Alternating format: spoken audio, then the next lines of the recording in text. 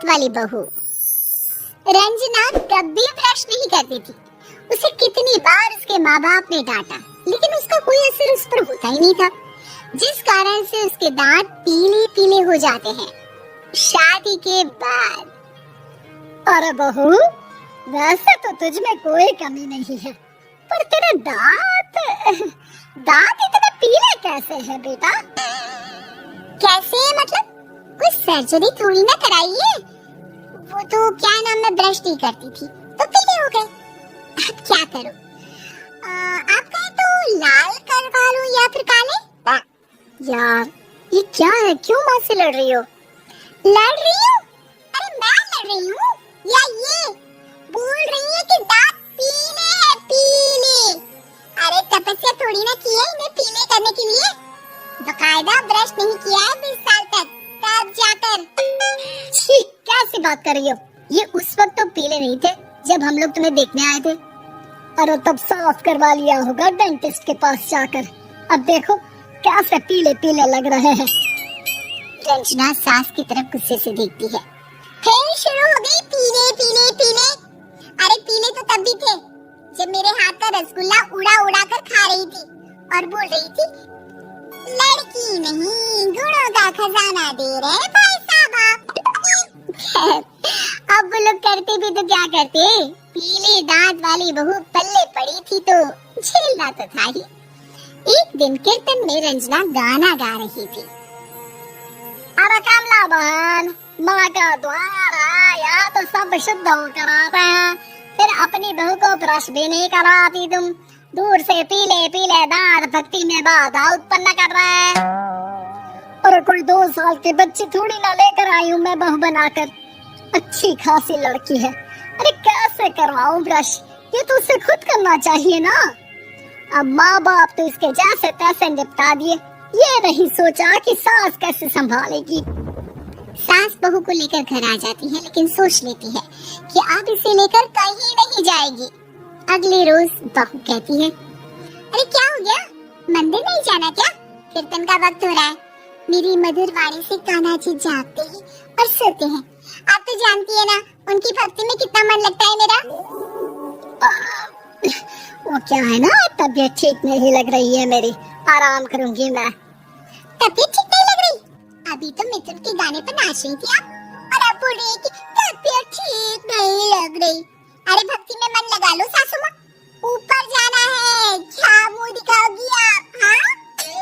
सास को बहू की बात पर गुस्सा आ जाता है। मैं क्या मुंह दिखाऊंगी, इसकी चिंता तो ना कर, समझी? अपने मुंह की चिंता कर, जो ये पीले पीले दांत लेकर हर जगह पहुंच जाती है। पता है लोग कितना मजाक बनाते हैं। ना जी ना, मैं नहीं जाना कहीं तेरे साथ। तो ये बात है, कोई ना, मत जाओ, मैं अपने कमरे में ही बैठकर भक्ति कर लूंगी। ऊपर वाला दांत थोड़ी ना देखता है, मन देखता है, भावना देखता है। और अरे बस, तू सब कुछ दिखा, बस ये सफेद चमकदार दांत ना दिखाना किसी को, है? जा यहाँ से। बहू को सास की बात का कोई फर्क नहीं पड़ता, वो तो जैसी थी वैसी ही रह जाती है। सुबह नहाकर किचन में खाना बनाना, फिर खाना खाना, कीर्तन भजन करना और सो जाना। एक दिन, माँ जी मैं सहेली के घर जा रही हूँ, शाम को लेट आऊंगी। हाँ, तो जाना, मैंने कौन सा तेरी आरती करनी है घर पर बैठकर। रंजना सहेली के घर जाती है, जहाँ वो पार्टी में जाने की तैयारी कर रही होती है। अरे शिखा, कहाँ जाने की तैयारी कर रही है? मैं गलत वक्त पर आ गई क्या? अरे नहीं यार, उल्टा सही वक्त पर आई है। मैंने ये साड़ी और ज्वेलरी निकाली है यार, शाम को इनके ऑफिस की एक पार्टी में जाना है। बताना कैसा लग रहा है ये सब? नहीं यार, इस ड्रेस के साथ तो वो वाली ज्वेलरी अच्छी लगेगी।